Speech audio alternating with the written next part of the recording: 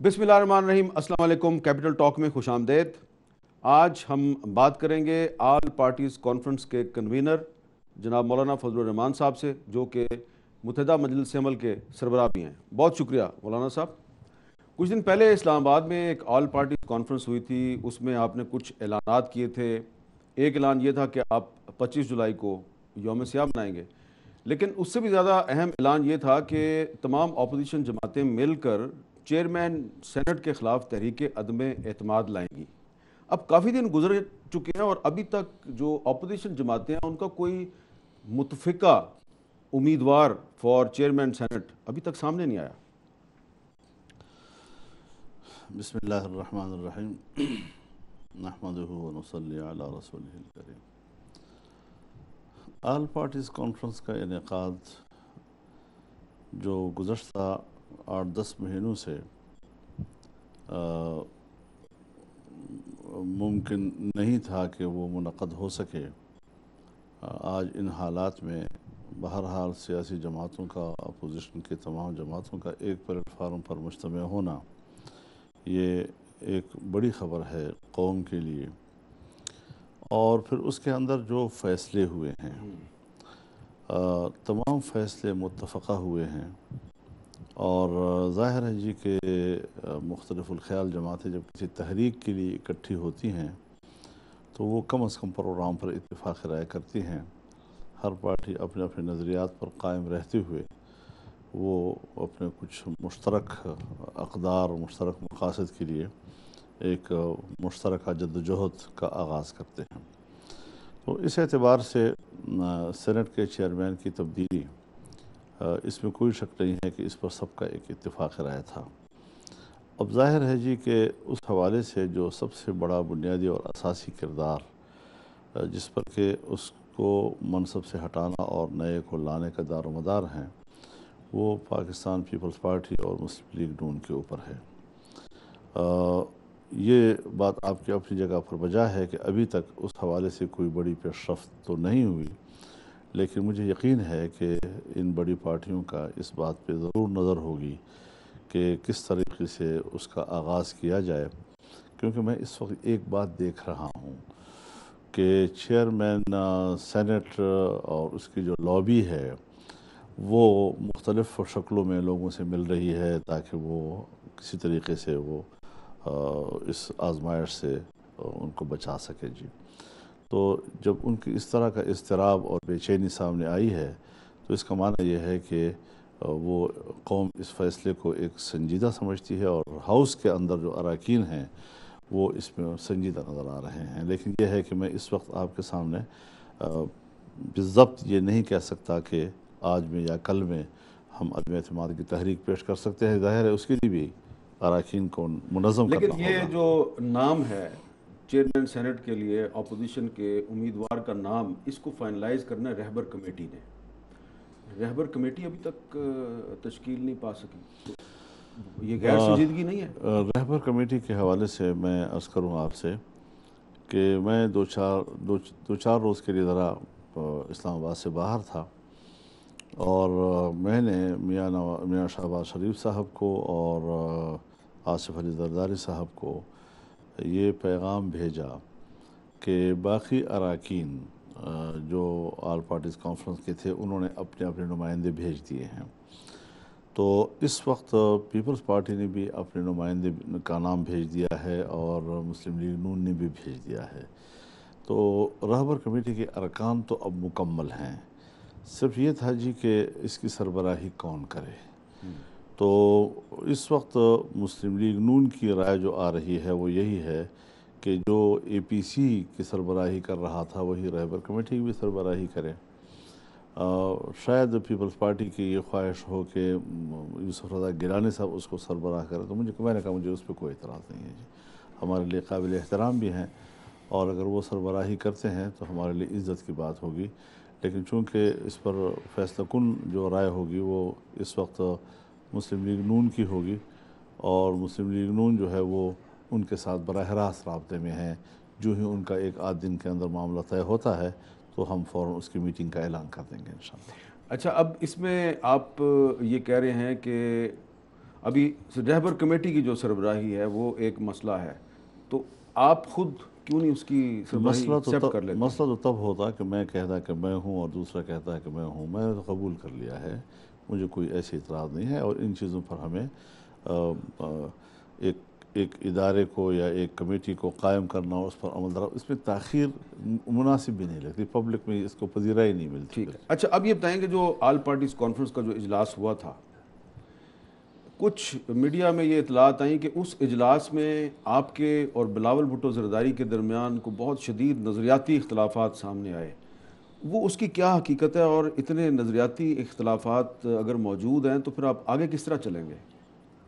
بس کچھ چیزیں ہوتی ہیں جو بڑھا چڑھا کر پیش کر لی جاتی ہیں. میرے خیال میں کانفرنس کا جو ایجنڈا تھا وہ تو صرف الیکشن میں دھاندلی ہوئی ہے اور دوبارہ الیکشن کرائے جائیں، اور اس حوالے سے ان تقاضوں کو پورا کرنے کے لیے پھر رہبر کمیٹی اور وہ پھر آگے حکمت عملی بنائے. اب چونکہ جمعیت علماء اسلام اس آل پارٹیز کانفرنس کا حصہ تھی اور اس نے 12 ملین مارچ کیے ہیں، اس حکومت کے خلاف کیے ہیں، تو اس اعتبار سے ہم نے ہاؤس کے سامنے یہ بات رکھی کہ ہمارے جو بھی مطالبات ہیں وہ آئین کے مطابق ہیں. یعنی اگر ہم اسلام کی بات کرتے ہیں یا پاکستان کے نظریات یا شناخت کی بات کرتے ہیں تو وہ آئین کہتا ہے. اگر ہم ختم نبوت کی بات کرتے ہیں تو یہ آئین کہتا ہے. اگر ہم ناموس رسالت کی بات کرتے ہیں تو یہ آئین کہتا ہے. تو اس اعتبار سے جو آئین کے اسلامی دفعات کو موجودہ حکومت نے اس کو متاثر کرنے کی کوشش کی ہے، تو اس کو بھی کسی حوالے سے یہاں پر انکلوڈ کیا جائے، اس میں شامل کیا جائے. چنانچہ اس کو شامل کیا گیا، اور چونکہ وہ ایجنڈے کا حصہ نہیں تھا. اب ظاہر ہے کہ آپ جب کسانوں کے لیے کوئی اجلاس بلائیں گے تو کسانوں کا ایجنڈا اپنے کاشتکاری اور اس حوالے سے ہوگا نا جی. تو اس میں آپ ساری دنیا کے مسائل تو نہیں لا سکتے، نہ خارجہ پالیسی لا سکتے ہیں، نہ اس میں کوئی مذہب لا سکتے ہیں. مزدوروں کا کوئی مسئلہ ہوگا تو وہ پھر اسی حوالے سے کسی کارخانے میں اس کے حقوق، مزدوری وغیرہ کے، تو اس میں آپ دنیا چیز کو نہیں لا سکتے نا جی. تو یہ ایجنڈا جو ہے، جو بھی محدود ایجنڈا تھا، اس ایجنڈے پہ یہ بات ہو رہی تھی. ہاں، ہم نے یہ خواہش کی کہ اجلاس اس پر ایک رائے دے. اچھا. چنانچہ اجلاس نے متفقہ طور پر رائے دی کہ اس موجودہ حکومت نے جو آئین کے اسلامی دفعات کے خلاف اقدامات کیے ہیں، پورا اجلاس اس پر تشویش ہی نہیں، گہری تشویش کا اظہار کرتا ہے. تو مسئلہ ختم ہو گیا. اب بحث تو اداروں میں چلتی رہتی ہے. کسی مسئلے پر میں نے کوئی تقریر کی ہوگی، پھر آپ نے کی ہوگی، دوسرے نے کی ہوگی. ان کو باہر لا کر پھر اس کی کہانیاں دنیا کو دکھانا یہ ذرا مناسب نہیں لگتا. ٹھیک ہے. آپ ہمارے جو ناظرین ہیں ان کو یہ بتائیں گے کہ دراصل آپ کا، یعنی کہ آل پارٹیز کانفرنس کا مقصد آپ کرنا کیا چاہتے ہیں؟ آپ پارلیمنٹ کو ختم کرنا چاہتے ہیں؟ آپ وزیر اعظم کو ہٹانا چاہتے ہیں؟ کیونکہ جب بلاول اور آپ اکٹھے میڈیا کے سامنے آتے ہیں تو صاف نظر آتا ہے کہ ان کے موقف اور آپ کے موقف میں کچھ فرق ہے. مانے نہ آپ، بھلے نہ مانے آپ، لیکن فرق تو ہے. حامد میر صاحب، اگر فرق ہے تو میں کیوں نہیں مانوں گا، کیوں چھپاؤں گا آپ سے. 25 جولائی 2018 کے بعد ایک ہفتے کے اندر تمام اپوزیشن جماعتوں نے جن باتوں پہ اتفاق کیا، اس میں نمبر 1، الیکشن میں بدترین دھاندلی ہوئی ہے. صرف دھاندلی کا لفظ نہیں ہے، بدترین دھاندلی. الیکشن کمیشن منصفانہ اور غیر جانبدارانہ انتخابات دینے میں ناکام ہو چکا ہے. الیکشن دوبارہ ہونے چاہیے. جب ان تمام چیزوں پر اتفاق رائے ہو چکا ہے، اور یہاں تک کہ اس اتحاد کا نام رکھا گیا alliance for the free and fair elections, آپ مجھے بتائیں کہ جب ایک بیانیہ طے ہو گیا ہے، میری جو شکایت ہے اور جو میں پہلے بھی مختلف فورم پر اظہار کر چکا ہوں کہ آپ جب ایک موقف طے کر لیتے ہیں، ایک بیانیہ آپ طے کر لیتے ہیں، تو پھر تمام اقدامات آپ کو اس کے مطابق اٹھانے ہوں گے، اس مقصد کو حاصل کرنے کے لیے اٹھانے ہوں گے. چنانچہ پہلے دن بھی میں نے یہ کہا تھا کہ اب آپ حلف نہ اٹھائیں کیونکہ آپ نے اس اسمبلی اور اس اکثریت کو جعلی کہہ دیا ہے جی. لیکن ان حضرات کو کہ نہیں اس حد تک ہمیں نہیں جانا چاہیے، اس حد تک نہیں جانا چاہیے. پھر مقابلہ کیا انہوں نے اندر، سارا واقعہ آپ کو معلوم ہے جی. آج میں نے ان سے کہا کہ جب آپ اس موقف پر پبلک کو آمادہ کرنے کی بجائے حکومت سازی کے مراحل میں شامل ہو گئے تو عام آدمی کی دل و دماغ جو ہے وہ تو پھر ادھر متوجہ ہو گیا، کیونکہ وہ تو روزانہ کیا میڈیا کو دیکھ رہا ہے، ٹی وی چینلز کو دیکھ رہا ہے، وہ آپ کے ایکٹ کو دیکھ رہا ہے، آپ کے حلف اٹھانے کو دیکھ رہا ہے، آپ کی حکومت سازی کو دیکھ رہا ہے. تو وہ اس موقف کے ساتھ پبلک کو آمادہ کر کے چلانا، اس کا وقت آپ سے گزر گیا جی. آج آپ کو ایک دوسرے بیانیے کی انتظار ہوگا کہ اب وہ مہنگائی اور ملک کی معیشت تباہ ہو گئی جی. تو معیشت بھی گر گئی، مہنگائی بھی بڑھ گئی. غریب آدمی، جب آپ معاشی پالیسی بناتے ہیں اگر صحیح پالیسی ہو تو اثرات کئی سالوں کے بعد پبلک کے سامنے آتے ہیں. اگر آپ غلط پالیسی بناتے ہیں تو کئی سالوں کے بعد عام آدمی پر اس کے اثرات مرتب ہوتے ہیں. لیکن یہاں تو رات پالیسی اور صبح عوام متاثر، اس قدر ناکام پالیسی. لہٰذا آپ کو ایک نئے پالیسی کا انتظار کرنا پڑا. اب اس پہلے موقف کو اور آج کے نئے بیانی میں امتزاج کیسے پیدا کریں گے جی، تاکہ ان دونوں کو لے کر اب آپ آگے بڑھ سکیں. چنانچہ اس حوالے سے جو فرق تھا وہ یہ تھا کہ پیپلز پارٹی کا موقف سامنے یہ آیا کہ ہم پارلیمنٹ کو 5 سال دینا چاہتے ہیں، ہم حکومت کو 5 سال دینا چاہتے ہیں. تو ہم نے کہا کہ پھر یہ ہمارا موقف سے تضاد ہے، پھر یہ نہیں چلے گا. تو اتفاق اس پر ہوا کہ رہبر کمیٹی بنائی جائے اور رہبر کمیٹی جو بھی حکمت عملی طے کرے گی سب اس کو فالو کریں گے. تو رہبر کمیٹی میں تو اکثریت جو ہے وہ بڑی پارٹیوں کی ہے. نہیں، اس میں یہ طے ہوا ہے کہ ہر ووٹ ایکول ہوگا. اچھا، ہاں. اور ہر پارٹی کا صرف ایک ووٹ ہوگا جی، ایک ممبر ہوگا. اگر ممبر 2 بھی ہوں تو ووٹ 1 ہوگا.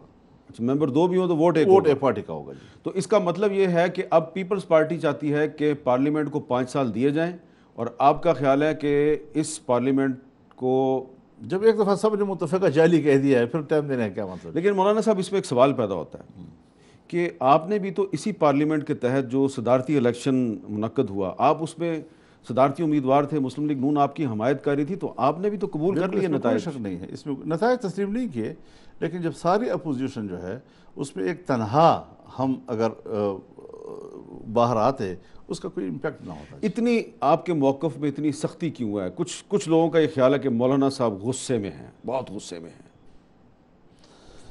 دیکھیے، میں غصے کا آدمی نہیں ہوں. میں نے جس کے بارے میں کہا کہ یہ غلط آدمی ہے، اس نے سب سے پہلے حملہ کیا دینی مدارس پر. ہمیں میدان میں نکلنا پڑا. اگر وہ کوئی اقدام نہیں کر سکا تو بے بسی ہے. تو مذہبی حوالے سے بھی ان کا چہرہ سامنے آ گیا کہ یہ کتنا ریاست مدینہ کا لفظ کس نیت سے استعمال کر رہے ہیں. پھر تہذیبی لحاظ سے حضرت جس قسم کی پراگندگی معاشرے میں انہوں نے پیدا کی، اگر ہم اس کا دفاع نہ کرتے اور کھل کر میدان میں نہ آتے اور ہم اس ملک کے عمومی جو ہمارے قومی مزاج ہے، اس کا جو کلچر ہے، اس کی جو تہذیب ہے، اس کے تحفظ کے لیے اتنی توانائی صرف نہ کرتے تو خدا جانے آج آپ کے ملک کا کیا حشر ہوتا اور اس پر کیا. لیکن آپ بتائیں جی کہ ملک کی معیشت کہاں چلی گئی آپ کی جی، جو ہم نے کہا کہ یہ نااہل ہے نہیں کریں گے جی. انہوں نے پہلے ایک اقتصادی کونسل بنایا. اقتصادی کونسل میں جتنے لوگ بھرتی کیے گئے سب کے سب وہ لوگ تھے جو فکری اور نظریاتی لحاظ سے مغربی خواہشات کے تابع تھے. چنانچہ ان کے مد نظر مغرب کے اقتصادی مفادات اول تھے، اور ان کی صلاحیت اور توانائی کو یہ کہہ کر کہ یہ تو بڑے توانا اور اہل لوگ ہیں، ہم پاکستان میں اس کا فائدہ اٹھانا چاہتے ہیں. یہ سب کے سب اب جب اس سے 2-3 آدمی نکل گئے، آج آپ بتائیں کہ وہ کونسل اس کی اہمیت کیوں ختم ہو گئی؟ اس لیے کہ اب وہ جو مغرب کے سپورٹ کرنا تھا اور اپنی معیشت کو ان کے گروی ٹھہرانا تھا، اس کونسل کی اب مزید ضرورت نہیں پڑی. چنانچہ مزید انہوں نے کیا کیا کہ IMF کا بندہ لا کر آپ کے اسٹیٹ بینک پہ بٹھا دیا جی. پتہ نہیں باہر کا کوئی بندہ لا کر انہوں نے آپ کے FBR پہ بٹھا دیا جی. اب اس وقت مغربی دنیا کا اور جس سے آپ قرضے لیتے ہیں، اور جو آپ کی معیشت پر آپ کو رہنمائی دیتے ہیں اور ان کے اشارے پہ آپ ان کی معیشت کو چلاتے ہیں، اس کو لا کر پوری معیشت آپ کی اس کے حوالے گروی کر دی۔ تو یہ جو مہنگائی آئی ہے، یہ جو ملک میں اس وقت افراتفری کا عالم ہے، غریب کرراہ رہا ہے، آج آپ کے کارخانے بند ہو گئے ہیں، آپ لوگوں کو دیکھ رہے ہیں کہ سڑکوں پر روزانہ جو ہے کوئی سیاسی پارٹی نہیں نکل رہی لیکن پبلک خود براہ راست نکل رہی ہے جی۔ تو اس ساری صورتحال میں آپ عوام کا کرب کا اندازہ لگا سکتے ہیں کہ اس صورتحال میں ہم نے جو کہا تھا کیا وہ غلط کہا تھا؟ جس انداز سے انہوں نے مغرب کے مفادات کا تحفظ اپنے ملک میں کیا ہے، تو میں تو نہیں سمجھتا کہ کوئی بات ہم نے کہی ہو ماضی میں اب تفصیل میں تو نہیں جا سکتا کیونکہ اس کا تو پھر وقت ہی نہیں ہوگا، لیکن یہ ہے کہ جو ہم نے پبلک کو کہا تھا کہ ان لوگوں کے بارے میں ہماری رائے یہ ہے، قدم قدم پر وہ سچی ثابت ہو رہی ہے۔ لیکن آپ ابھی معیشت کی بات کر رہے ہیں، اقتصادی صورتحال کی بات، آپ یہ نہیں سمجھتے کہ اس وقت پاکستان میں اکانومی واقعی ایک شدید بحران کا شکار ہے اور کوئی حکومت اکیلے اس صورتحال کو بہتر نہیں بنا سکتی، اور کم از کم اس مقصد کے لیے حکومت اور اپوزیشن میں ڈائلاگ ہونا چاہیے، مل جل کے کام کرنا چاہیے، جس کی کہ بہت سے اہم ذمہ دار لوگ اس طرف اشارہ بھی کر رہے ہیں؟ ذمہ دار لوگ کون اشارہ کر رہے ہیں؟ میرے خیال میں پرسوں ترسوں ہمارے آرمی چیف نے جو خطاب کیا ہے، میں اس کے اصولی گفتگو کی حمایت کرتا ہوں کہ ملک میں ایک بحران ہے، اقتصادی بحران ہے اور ایک مستحکم معیشت کی ملک کو ضرورت ہے، تو انہوں نے اس کے لیے ایک ہم آہنگی اور یکجہتی کی طرف متوجہ کیا ہے۔ دیکھیے، مستحکم معیشت کے لیے بھی ایک سیاسی استحکام کی ضرورت ہوتی ہے۔ اب اس وقت جو ایک سیاسی افراتفری ملک کے اندر موجود ہے اور کوئی بھی سیاسی جماعت اس حکومت کے ساتھ بیٹھ کر اس کی نااہلیوں کی ذمہ داری اپنے اوپر ڈالنے کے لیے تیار نہیں ہے، ان کی ناکامیوں کی ذمہ داری کوئی بھی اپنے اوپر ڈالنے کے لیے تیار نہیں ہے۔ ایسے وقت میں تصور صحیح ہے، لیکن اس تصور کے لیے جو آپ عملی اقدامات کی ترغیب دے رہے ہیں اس کے لیے ماحول موجود نہیں ہے۔ لہٰذا اصول کو تسلیم کرو کہ یہ حکومت غلط ہے، غلط لائی گئی ہے، ایک نئے مستحکم جس کو عوام کی حقیقی پشتیبانی حاصل ہو اس طرح کا ایک سیاسی استحکام ملک کے اندر آئے، ہم قبول کریں۔ لیکن آپ جو کرنے جا رہے ہیں، آپ کہتے ہیں کہ ابھی آپ 25 جولائی کو تو صرف یوم سیاہ بنا رہے ہیں، لیکن اس کے بعد آپ نے ایک تحریک چلانی ہے اور آپ کہتے ہیں کہ یہ پارلیمنٹ جو ہے یہ نہیں ہونی چاہیے اور نئے انتخابات ہونے چاہیے، تو آپ تو وہی کر رہے ہیں جو عمران خان نے 2014 میں کیا، آپ تو عمران خان کے راستے پہ چل رہے ہیں۔ نہیں، عمران خان تو دیکھیے اس نے تو 4 حلقوں سے شروع کیا اور چلتے چلتے کہاں تک چلا گیا، اور پھر تنہا تھا، اکیلے تھا، پوری اپوزیشن جو ہے وہ حکومت کے ساتھ آ کر بیٹھ گئی۔ ایک کزن اس کے ساتھ تھا، وہ اسمبلی سے باہر تھا۔ اچھا، تو وہ تو ہمارا بھی بھائی ہے، ایسے کوئی نہیں ہے ان کے ساتھ۔ طاہر القادری آپ کا بھائی ہے؟ کیوں جھگڑا کریں؟ اچھا، آپ مانتے ہیں کہ وہ آپ کا بھائی ہے؟ اس حد اس تک کا عمران خان کا کزن ہے، آپ کا بھائی ہے؟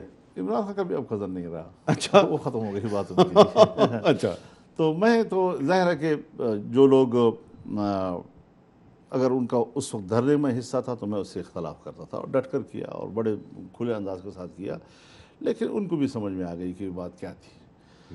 اور پھر پارلیمنٹ کے اندر تمام سیاسی جماعتیں ایک طرف، اپوزیشن بھی کہہ رہی تھی کہ بھئی یہ غلط کر رہا ہے جی، پھر استعفے دے کر دوبارہ چاٹنا، پھر اسی پارلیمنٹ سے استعفے دے کر دوبارہ وہاں بیٹھ جانا، یہ سیاست ہے، اس کو سیاست کہتے ہیں۔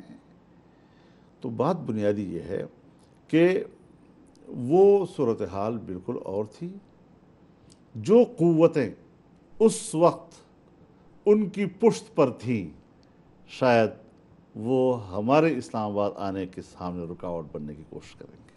اچھا، تو ایک وقفہ لیتے ہیں، وقفے کے بعد مولانا فضل الرحمان صاحب سے پوچھیں گے کہ یہ جو اسلام آباد کی طرف لانگ مارچ کرنا چاہتے ہیں یا لاک ڈاؤن کرنا چاہتے ہیں، تو وہ کیا ان کا منصوبہ کیا ہے، اس کی تفصیلات جانتے ہیں وقفے کے بعد۔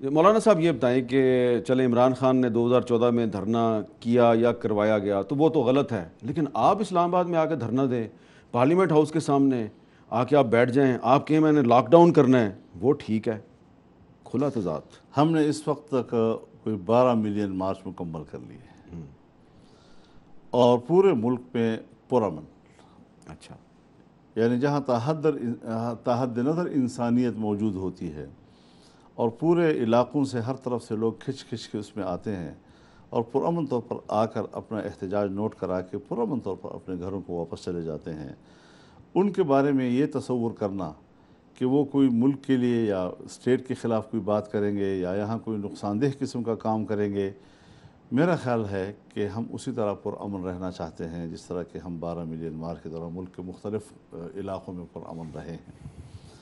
البتہ اسلام آباد آنا دنیا کو پیغام دینا ہے کہ قوم یہ ہے اور حکومت وہ ہے۔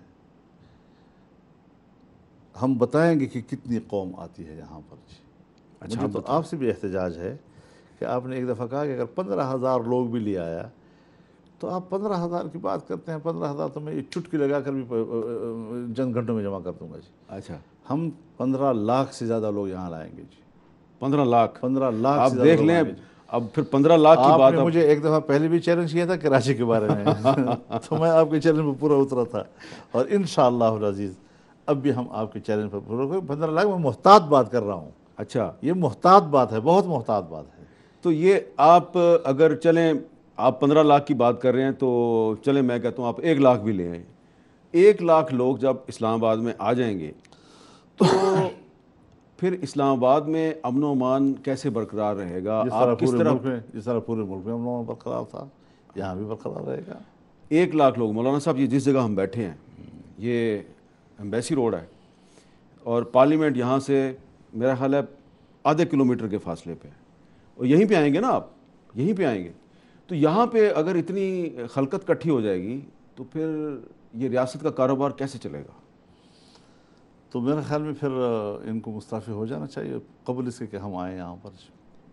اچھا، شکست تسلیم کر لینی چاہیے۔ مقصد کیا ہے؟ مقصد یہ ہے آپ نے کہ لاک ڈاؤن کرنا ہے؟ کیا کرنا ہے آپ نے؟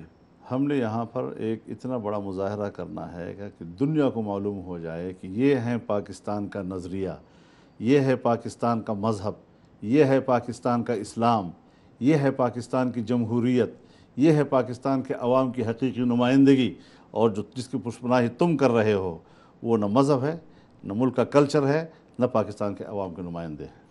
تو آپ یہ جو بات کر رہے ہیں اس پر آپ کا خیال ہے کہ مولانا فضل الرحمان، مریم نواز، بلاول بھٹو زرداری، حاصل بزنجو سب جو ہیں وہ ایک پیج پہ اکٹھے ہو جائیں گے؟ میں اس سلسلے میں ذرا وضاحت کرتا ہوں۔ جی، ہم ایک اتفاق تو اس بات پہ کر چکے ہیں کہ ہم نے مشترکہ تحریک چلانی ہے اور اس کی شکل کیا ہوگی۔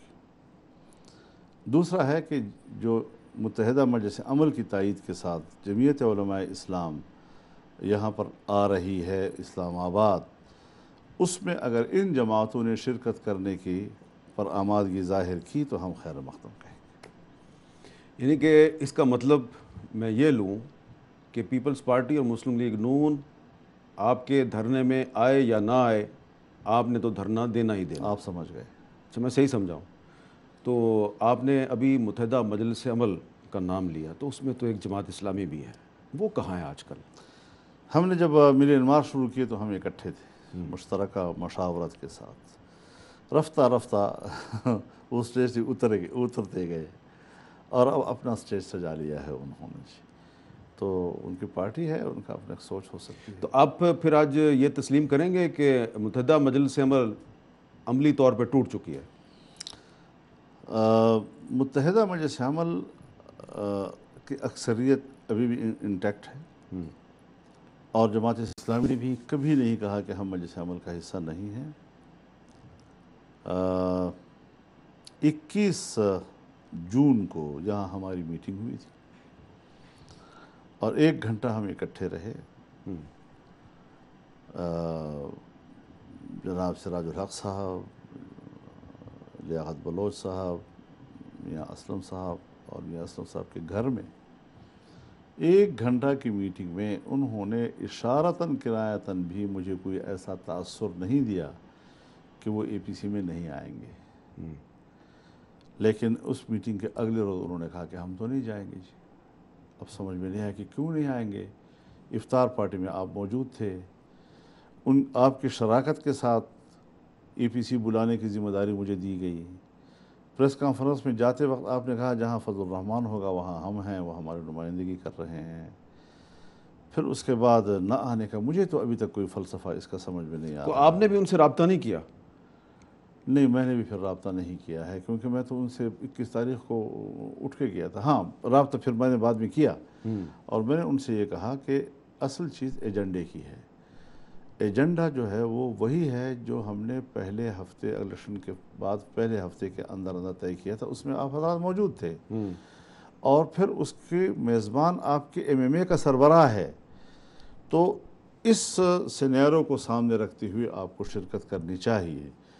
پھر انہوں نے کہا کہ اب ہمیں موقع دیں، ہم ذرا مشاورت کر لیں، لیکن اس کے باوجود خاموشی ہی جواب تھا۔ ابھی تک کوئی ہمیں ان کے ساتھ انہوں نے ہمیں بات نہیں کہی۔ یہ بتائیں کہ اب 25 جولائی کو آپ نے جو یوم سیاہ منانا ہے وہ کیسے منائیں گے؟ کیونکہ ہم دیکھ رہے ہیں پیپلز پارٹی اپنے جلسے کر رہی ہے، مسلم لیگ نون اپنے جلسے کر رہی ہے، تو اگر وہ اپنے اپنے جلسے کر رہی ہیں اور کوئی مشترکہ حکمت عملی نہیں ہے تو پھر 25 جولائی کو کیا کریں گے آپ؟ 25 جولائی ہی کو ایک تو میں آپ سے عرض کر دوں آپ کی اطلاع کے لیے کہ 25 جولائی ہی کو جو ہمارا ملین مارچ ہے وہ منتقل ہو گیا ہے 25 جولائی پشاور کا۔ جی اچھا، جی ہاں، تو 25 جولائی کو ہمارے پورے صوبے کا یا پورے ہمارے جو پشاور ڈویژن کا ہے تو ملین مارچ پشاور میں ہی ہوگا، اور 25 کو ہوگا، اور تمام جماعتوں کے شراکت کے ساتھ ہم لوگ ہر ضلع میں ان کے ساتھ شریک رہیں گے۔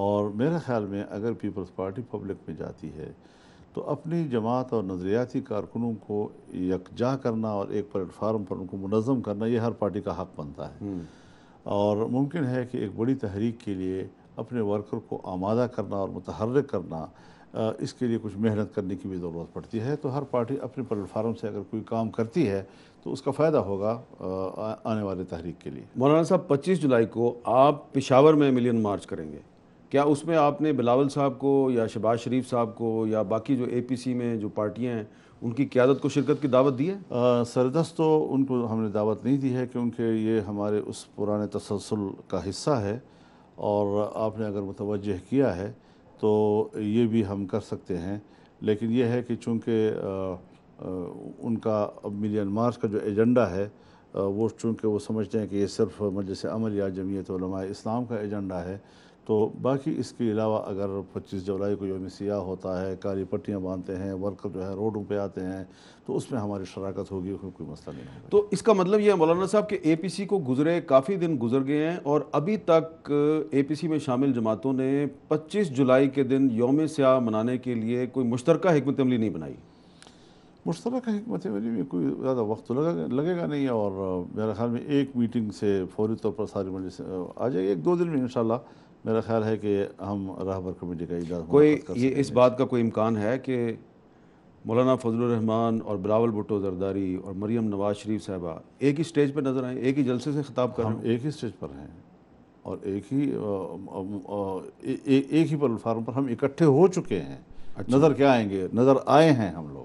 وہ تو آپ ایک بند کمرے میں نظر آئے تھے نا، نہیں، جلسے میں کب نظر آئے گے؟ اوپن تھا، جلسے میں بھی نظر آئیں گے انشاءاللہ۔ اچھا اب رہبر کمیٹی کو ذرا تھوڑا ٹائم تو دیں، اللہ چلیں، خیر کرے گا انشاءاللہ۔ ایک اور بات میں نے بڑی اہم بات ہے وہ بھی آپ سے پوچھنی ہے، لیکن مجھے ایک وقفہ بھی لینا ہے۔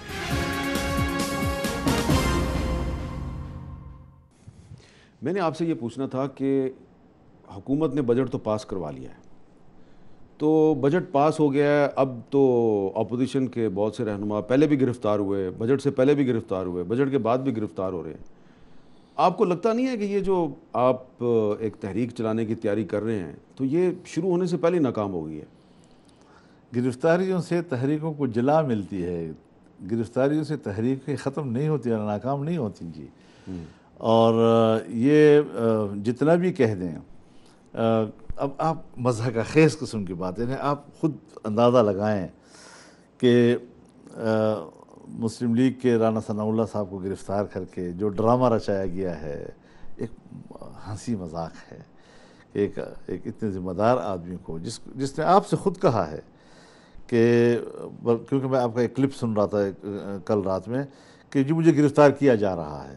اب جس آدمی کو یہ پتہ ہو کہ میں گرفتار ہو رہا ہوں، اس کا دماغ خراب ہے کہ اپنے ساتھ ایسی چیز رکھے جی۔ تو یہ بھی چیزیں ہو رہی ہیں جی۔ پھر آپ دیکھ رہے ہیں کہ اس وقت جس طرح ہمارے ایک پرانے کمانڈر تھے، کسی زمانے میں افغانستان میں جہاد میں حصہ لیا تھا، اور آج کل بالکل خاموش زندگی گزار رہے تھے. اگر کوئی اس کا کردار رہا بھی تو کشمیر میں رہا ہوگا کمانڈر عبدالجبار کا. کس طرح اس کی لاش جو ہے پولیس مقابلے کا نام دے کر اس کو گرایا گیا. یہ ساری چیزیں جو ہیں یہ ملک میں بہت زیادہ خطرناک قسم کی اس فضا کو پیدا کر رہی ہیں. اور اتنا آسان نہیں ہے کہ ان گرفتاریوں سے آپ کسی کو کہیں کہ آپ تو چور ہیں, آپ تو ڈاکو ہیں, آپ تو یہ ہیں, آپ تو وہ ہیں. چور اور ڈاکو وہ جب تک عدالت سے کوئی ڈکلیئر نہیں ہوتا, الزامات اور اتہامات سے کوئی شخص نہ ڈاکو بنتا ہے نہ چور بنتا ہے. تو اس اعتبار سے مقدمے لاؤ, صحیح مقدمے لاؤ, اور میڈیا کو استعمال کرنا بند کر دو. میڈیا کو استعمال پہلے کر رہے ہو, پھر اس کو صفائی دیتے دیتے پتہ نہیں کب, پھر اس کے بعد کوئی کیس خراب. کتنی مثالیں ہیں کہ لوگوں کو پکڑا گیا ہے, نواز شریف کو پکڑا گیا ہے, کیسز بنائے گئے ہیں, زرداری کو پکڑا گیا ہے, کیسز بنائے گئے ہیں. پھر ایک وقت آیا ہے جب وہ 62-63 پر پورا اترتے ہیں اور امین اور صادق ٹھہرتے ہیں, پھر ملک کے سربراہ بنتے ہیں, پھر ملک پر حکومت کرتے ہیں, پھر چور ہو جاتے ہیں, پھر اس کے بعد ان کو مقدموں میں پھنسایا جاتا ہے. یہ سیاسی کھیل ہے, کوئی نیب نہیں ہے, نہ نیب کی کوئی احتساب کی حیثیت ہے, نہ وہ احتساب کر رہا ہے. ایک ڈمی ادارہ ہے جو مشرف کے زمانے سے اب تک استعمال ہو رہا ہے, اور اسی سیاسی مقصد کے لیے کسی اپنے سیاسی مخالفین کو کسی حکومت کے خلاف آپ ان پر ہاتھ ڈالتے رہیں. تو یہ چیزیں جو ہیں اس ملک پہ یہ نہیں چل سکتی. جی آج ذرا قوم کو یہ بھی بتا دیں کہ آپ نے پیپلز پارٹی اور مسلم لیگ نون سے یہ کہا تھا کہ آپ اتنی بڑی بڑی آئینی ترامیم کر رہے ہیں تو یہ نیب جو ہے اس کو بھی ختم کر دیں, تو انہوں نے آپ کی بات ماننے سے انکار کر دیا تھا. تبھی تو بھگت رہے ہیں. میں نے کہا کہ حلف مت اٹھاؤ, اب بھگت رہے ہیں. میں اب بھی کہتا ہوں اجتماعی استعفے دو. آج آپ استعفے دیں اسمبلیوں سے, پارلیمنٹوں سے, آپ دیکھیں کل آپ کو الیکشن ملتا ہے یا نہیں ملتا. میں نے سوال نیب کا کیا, آپ نے استعفوں کی بات کر دی. نہیں یہ آپ میری ایک رائے ہے, میں آپ کے ذریعے پبلک میں صحیح کہہ رہا ہوں کہ آپ نے ان دونوں بڑی پارٹیوں سے کہا تھا کہ یہ نیب کو ختم کرو. بالکل میں نے کر سکتے تھے, کر سکتے تھے اگر کیوں نہیں کیا؟ 18ویں ترمیم میں 18ویں ترمیم میں آپ جب ان کو کہہ رہے تھے تو انہوں نے آپ کو کیا کہا؟ بس ایک مفروضہ, لوگ کہیں گے احتساب سے ڈرتے ہیں. اب پی ٹی آئی نے اپنے صوبے میں خود اپنا بنایا ہوا احتساب کمیشن ختم کر دیا, انہیں کوئی نہیں کہہ رہا. اب وہ کس نے کہنا تھا؟ اور پھر مشرف کے زمانے کا ایک ایسا ادارہ جس کی بنیاد ہی انتقام سے اور سیاسی مخالفین کو دبانے سے اور ذلیل کرنے سے شروع ہوتا ہے. جو ادارہ جس ذہنیت کے ساتھ بنتا ہے وہ ذہنیت اس کے ساتھ آخر وقت تک برقرار رہتی ہے. اچھا اب یہ بتائیں کہ کوئی آپ کو کبھی خطرہ محسوس ہوا ہے کہ یہ نیب جو ہے یہ کہیں آپ کی طرف نہ بڑھے, کہیں آپ کے گریبان پہ ہاتھ نہ ڈال دے؟ ممکن ہے کہ ان کو میرے خلاف استعمال کریں, کچھ ایسے تہمتیں لگا دیں کہ صفائی دیتے دیتے پتہ نہیں کتنا عرصہ مجھے گزر جائے. اور تہمتیں تو آپ پہ لگتی رہی ہیں. میں نکلتا رہا ہوں, خیر خیریت ہے. اچھا وہ جو ایک تہمت آپ پہ کافی عرصہ پہلے انہوں نے لگائی تھی کہ جی مشرف کے دور میں کوئی ڈی آئی خان میں زمینیں زمین لاؤ نا. اچھا آپ کا خیال ہے؟ میں ایک بات کہوں, جب آپ کہتے ہیں پرمٹ لیا ہے تو پرمٹ ایک سرکاری ایک دستاویز ہوتا ہے. جب اگر میں نے کوئی ڈیزل پرمٹ لیے ہوں تو پھر اس کی دستاویز ہونی چاہیے نا. پرمٹ ہے نا, بغیر دستاویز کے تو ممکن نہیں ہے نا. تو لاؤ نا, دستاویز کدھر ہے جی؟ اگر میں نے کوئی زمینیں لی ہیں, لیز پر لی ہیں, تو لیز تو دستاویز ہے. وہ جو پرمٹ کی آپ بات کریں وہ تو بات ختم ہوگی نا, وہ تو ڈیزل کے پرمٹ تھے نا. وہی عرض کر رہا ہوں نا. تو یہ جو زمینوں والی بات ہے وہ تو لیز پر ہے نا. تو ہمارے جس محترم کالم نگار نے وہ لکھا تھا انہوں نے بھی کہا کہ یار یہ میں نے غلط لکھا تھا. نہیں حضرت, مجھ سے ان کے بڑوں نے معافیاں مانگی ہیں. اچھا, جس نے بنیادی شخص بن کر میرے خلاف پروپیگنڈے میں کردار ادا کیا, ایک نے آ کر کہا ہے کہ ہم معافی مانگتے ہیں, ہم سے غلطیاں ہوئی ہیں. اچھا معافی مانگ لیا. تو اب ظاہر ہے جی کہ اب ایک آدمی, جب میں تو ایک شریف آدمی ہوں, کوئی گھر آ جائے مجھے کہے کہ بھئی غلطی ہوئی ہے. اب حضرت یہ ڈیوٹی پہ ہوتے ہیں. میں ایسے آدمی کو بھی جانتا ہوں جس نے مجھ سے معافی مانگی ہے, اور آج جب پھر ان کو ضرورت پڑی تو میرے خلاف بہتان تراشی کرنے کے لیے پرانے الزامات کو ٹی وی پہ دہرایا اس نے. اچھا, اب کیا کروں, پہلے معافی مانگی پھر دوبارہ پرانا الزام لگا دیا. تو ایک دفعہ ترلے کرتے ہیں, پھر ترلے کے بعد کوئی چیز تو لاؤ یار. ایک اپنی کہانی گھڑ کر تم پبلک کے سامنے رکھ رہے ہو, جبکہ اس کا فریق آخر پھر میں ہوں نا. اچھا پچھلے دنوں آپ اسلام آباد میں ایک مسجد میں آپ نماز پڑھی آپ نے, تو نماز کے بعد آپ وظیفہ کر رہے تھے, تو ایک شخص آپ کے پاس آ گیا اور اس نے آ کے آپ سے بڑی اچھی باتیں کی اور کہا ہم آپ کا بڑا احترام کرتے ہیں. آپ کو کس نے بتایا یہ؟ مجھے آپ کے کچھ جو ارد گرد جو آپ کے لوگ ہوتے ہیں تو اس بندے کا نام بتائیں گے وہ کون تھا؟ میں نے بھی پہچانا تو نہیں اس وقت جی، اور ابھی آپ کے ذریعے شاید ان کو یہ اطلاع ملے گی کہ میں اس کو نہیں پہچان سکا ان کو، میرا پہلے سے تعارف ان کے ساتھ نہیں تھا براہ راست فیس ٹو فیس، نام سے تو واقف تھا۔ جب وہ چلا گیا تو مجھے اپنے ساتھیوں نے کہا کہ آپ نے مہمان کو پہچانا؟ میں نے کہا پہچانا تو نہیں، لیکن باعزت آدمی لگ رہا تھا۔ اندر آیا اور میں نے جس طرح ایک محترم آدمی کا حق ہوتا ہے اس طرح ان کو ڈیل کرنے کی کوشش کی ہے، گو کہ میں ان سے کو جان نہیں سکا جی۔ تو انہوں نے کہا وہ تو چیئرمین نیب تھے جی، جسٹس جاوید اقبال۔ جیسے جاوید اقبال نماز یہاں پڑھتے ہیں، تو آپ کا سنا تو آپ کے پاس آ گئے ملنے کے لیے۔ تو میں نے کہا یار پھر کم از کم مجھے بتاتے تو صحیح تھا، کم از کم ایک نہیں، انہوں نے گفتگو تو آپ کے ساتھ کافی کی، کیونکہ جو لوگ پیچھے کھڑے سن رہے تھے اچھا انہوں نے تو مجھے کافی کچھ بتایا بس احترامات کی حد تک تھا جی، کہ ہم آپ کی بہت عزت کرتے ہیں۔ بس اس حد تک تھا جی، احترامات کی حد تک اچھی گفتگو انہوں نے اچھی گفتگو کی، اچھے وہ جملے۔ خود آپ کے پاس آئے؟ میں تو آپ سے عرض کر رہا ہوں نا جی کہ میں تو جانے کے بعد بھی نہیں پہچان سکا، مجھے کسی نے بتایا بعد میں، اور مجھے ابھی بھی احساس ہے کہ شاید میں ان کے احترام کا وہ حق نہیں ادا کر سکتا جو ایک مہمان کا اس وقت ہونا چاہیے جی۔ چلیں، یہ تو اچھی بات ہے نا کہ chairman NAB justice Javed Iqbal خود آپ کے پاس آئے، آپ کے ساتھ ملاقات کی، اچھی باتیں کی اور پھر تشریف لے گئے۔ تو میں بھی اس سے آگے نہیں بڑھتا، بات یہیں بھی میں ختم کر دیتا ہوں۔ حالانکہ انہوں نے کچھ اور بھی بات کی تھی، میں اس میں نہیں جاتا۔ نہیں کچھ نہیں کہا۔ اچھا، تو آپ کو لگ رہا ہے کہ نیب آپ کے خلاف کوئی کام نہیں کرے گی؟ بھائی اس کا کوئی پتہ نہیں چلتا جی، اگر ایک ادارہ ڈیوٹی پہ ہوتا ہے جی تو پھر تو اس نے پھر ڈیوٹی دینی ہوتی ہے۔ اچھا، اب ایک بات میں سمجھنا چاہ رہا ہوں، آپ کے خلاف فی الحال نیب میں کوئی کیس نہیں ہے، فی الحال ابھی تک تو ہم یہی سمجھتے ہیں۔ آپ کے کسی خاندان کے فرد کے خلاف بھی نہیں ہے، صرف اکرم درانی صاحب کے خلاف کوئی ایک تحقیق چل رہی ہے، ان کو بھی گرفتار تو نہیں کیا گیا؟ نہیں، وہ تحقیق کیا ہے؟ ہاں، یہاں پر اسلام آباد میں کوئی 6 پلاٹ انہوں نے دیے تھے مسجدوں کے لیے، اچھا، پھر اس کے خلاف کسی نے کیس کر دیا، تو وہ عدالت نے میرے خیال میں منسوخ کر دیا جی، اور اللہ خیر صلاح جی۔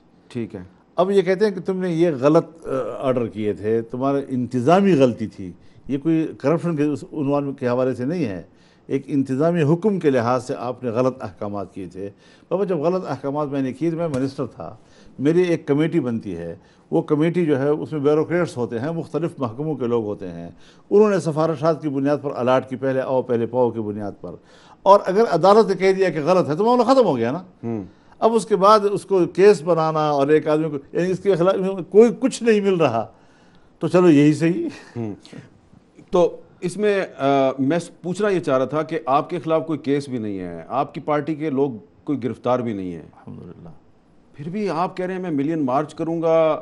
نون لیگ اور پیپلز پارٹی آپ سے کہتی ہے یہ اے پی سی 26 جون کو نہ کریں، تھوڑا آگے لے جائیں، آپ کہتے ہیں نہیں 26 جون کو ہوگی۔ وہ کہتے ہیں کہ جی صرف عمران خان کے خلاف تحریک چلائے، آپ کہتے ہیں نہیں اس پارلیمنٹ کو ختم کر رہے ہیں۔ آپ کے موقف میں بہت سختی ہے، نہ آپ پہ کیس ہے، نہ آپ گرفتار ہیں، نہ آپ کی پارٹی کے لوگ گرفتار ہیں۔ میرا رد عمل کسی کیس کے حوالے سے نہیں ہے، میرا رد عمل اصول کی بنیاد پر ہے۔ میں ملک کے اندر ایک جمہوری اور آئینی حق رکھتا ہوں، میرے حق پر ڈاکہ ڈالا گیا ہے، میرے حق پر ڈاکہ ڈالا جائے گا۔ اس کا کیا مطلب ہے؟ اس کا معنی یہ ہے کہ عوام کا جو اصل مینڈیٹ ہے اس پر ڈاکہ ڈالا گیا ہے، اور میں سمجھتا ہوں کہ یہ جو اکثریتیں اب آئی ہیں یہ بالکل جعلی قسم کی اکثریتیں ہیں، اس اکثریتوں کو ہم تسلیم نہیں کر سکتے۔ ہم اپنے موقع پر قائم رہتے ہوئے اس اسمبلی کا خاتمہ چاہیں گے، اثر نو الیکشن کی بات ہم کریں گے، چاہے کوئی خوش ہو، چاہے کوئی ناراض ہو، چاہے کوئی ساتھ دے، چاہے ہم اکیلے اس قافلے کو آگے لے جائیں۔ فرض کریں مفروضے کی بنیاد پر کہ آپ اس حکومت کو ختم کرنے میں کامیاب ہو جاتے ہیں، پھر کیا کریں گے؟ پھر الیکشن ہو، پھر کیا ہوگا؟ الیکشن ہو جائے گا، جو صحیح مینڈیٹ آئے گا جس کو مل جائے گا وہ حکومت کرے۔ پھر کیا اس وقت جو اکانومی کی صورتحال ہے تو کیا آپ اکیلے اس ملک کی اکانومی کو سنبھال سکتے ہیں؟ سامد میر صاحب یہ سوال آپ نہ کریں مجھ سے، جی میں خود کرتا ہوں اپنے آپ سے۔ ہاں، اتنا ملک کو یہ برباد کر دے گا کہ کل کسی کو حکومت ہاتھ میں آئے گی، اس ملک کی معیشت کو اٹھائے گا کیسے؟ کیا یہ درست ہے کہ آپ نے یہی بات نواز شریف صاحب کو بہت مہینے پہلے سمجھائی تھی؟ میں نے کہی ہے ان سے، جب آپ کہتے تھے کہ اس کو نکالنا ہے وہ کہتے تھے نہیں اس کی حکومت چلنے دو۔ وہ کہتے ہیں کہ اس کو ایکسپوز ہونے دو، میں نے کہا ایکسپوز ہوتے ہوتے ملک بیٹھ جائے گا۔ تو اب ملک یہاں تک بیٹھ گیا ہے کہ اگر نواز شریف صاحب جیسا آدمی جس نے کہ ملک کی اکانومی کو ٹھیک کیا تھا اور مستحکم تھے ملک کی معیشت، وہ بھی شاید اس کو دوبارہ اٹھانے میں دقت محسوس کرے گا۔ تو میں آپ سے پوچھ یہی رہا ہوں کہ آپ جن عوام کو یہ کہہ رہے ہیں کہ آپ سڑکوں پہ آئیں، آپ ملین مارچ کریں، عمران خان کی حکومت ہٹائیں، کیا آپ کے پاس کوئی پلان ہے کہ اگر عمران خان کی حکومت ہٹ جاتی ہے تو آپ اس ملک کی اکانومی کو کس طرح سنبھالیں گے؟ یہ تو پھر ایک لمبی بحث ہے، اس میں تو ماہرین بھی چاہیے، کیونکہ میں اپنے آپ کو اس حوالے سے کوئی ماہر معیشت تو نہیں کہتا، میں تو سیاست کا ایک طالب علم ہوں، لیکن اس میں ملک کے اندر ہر آدمی اس وقت پریشان ہے۔ ماہرین آپ کے جو معیشت کے ہیں وہ بے بس اپنے آپ کو محسوس کر رہے ہیں۔ یہ جو ملک کی معیشت کو تباہ ہو رہا ہے، صرف نااہلی ہی نہیں بلکہ شعوری طور پر بھی پاکستان کو معاشی طور پر کنگال کیا جا رہا ہے، اور ہمارے ملک کی ذخائر کو، ہمارے ملک کے خزانے کو، ہمارے پیسے کو، ہمارے کردار کو کسی اور کے لیے شاید استعمال ہو رہے ہیں ہم لوگ۔ یہ ملک اس وقت ہمارا اپنا لگتا نہیں ہے، اس کو اپنا ملک بنانا ہے ہم نے۔ تو لیکن آخر میں مجھے یہ بتائیں کہ کچھ ڈیولپمنٹ ایسی بھی تو ہو رہی ہیں کہ جن کی آپ پہلے بات کرتے رہے ہیں، تو عمران خان صاحب وہ کام کر رہے ہیں۔ مثلاً آپ ہمیشہ سے یہ کہتے رہے ہیں کہ افغانستان کا مسئلہ جو ہے اس کو پرامن مذاکرات کے ذریعے حل کیا جائے، تو عمران خان صاحب نے افغانستان کے صدر اشرف غنی کو پاکستان بلایا، ان کے ساتھ بات چیت شروع ہوئی ہے، تو آپ کے خیال میں یہ اچھا کام نہیں کر رہے وہ؟ دیکھیے، ہماری جو خارجہ پالیسی ہے اور بین الاقوامی تعلقات ہیں، اگرچہ ہم بظاہر یہ سمجھتے ہوں گے کہ چلو یار ایک گورنمنٹ ہوتی ہے، ہمارے ہاں یہ سارا نظام جو ہے یہ اسٹیبلشمنٹ کی گرفت میں ہوتا ہے، وہی ان تمام حالات پر معاملات طے کرتی ہے، وہی معاملات کو آگے بڑھاتی ہے۔ اس وقت پاکستان کے مشکلات ہیں، افغانستان کی مشکل اپنی جگہ پر ہے، ایران کی مشکل جیسے منتظر ہو، ہندوستان کی مشکل مستقل ہے، چائنا سے تعلقات متاثر ہیں، اس کا سی پیک جو ہے ہم نے بہت اس کا بیڑا غرق کر دیا ہے۔ اب کچھ قوتیں ہیں جو سنبھالنے کی کوششیں کر رہی ہیں، اس کی کس حد تک ہم اس کو سنبھال سکیں گے، اور جو اس وقت سی پیک میں ہمارے ملک کے اپنے ادارے کام کرتے ہیں، کنسٹرکشن کمپنیاں کام کرتی ہیں، وہ جس دیوالیاپن کا رو رہی ہیں اور جس مشکلات کو رو رہی ہیں، آپ حیران ہوں گے کہ اس ملک کی معیشت کو ہم کدھر لے جا رہے ہیں۔ لیکن اب یہ ہے کہ جو صورتحال اس وقت، اس پہ اعتماد کی ضرورت ہوتی ہے۔ افغانستان تو آپ سے بات بھی کر لے گا، افغانستان کو بھی ایک پرامن ماحول کی ضرورت ہے۔ آپ کے پاس جس کی بھی حکومت ہو، اس نے تو پاکستان سے بات کرنی ہے، اس کے زمانے میں یہ تو نہیں کہ حامد میر ہے یا فضل الرحمان ہے یا عمران ہے یا فلانا ہے فلانا ہے، ان کو بھی ضرورت ہے ایک پرامن ماحول کی۔ جی ہم اس میں کیا مدد مہیا کر سکتے ہیں، ظاہر ہے کہ اس کی تلاش میں وہ ہر جگہ پھریں گے، جس کی حکومت ہوگی انہی سے بات کریں گے۔ لیکن میں افغانستان کو پیغام دینا چاہتا ہوں کہ پاکستان کی جس حکومت سے آپ کچھ توقعات وابستہ رکھتے ہیں، نا امید رہیں، ان میں یہ اہلیت نہیں ہے، ان میں اہلیت نہیں ہے۔ چلیں، یہ آپ کا ایک موقف ہے، بہت بہت شکریہ۔ مہربانی۔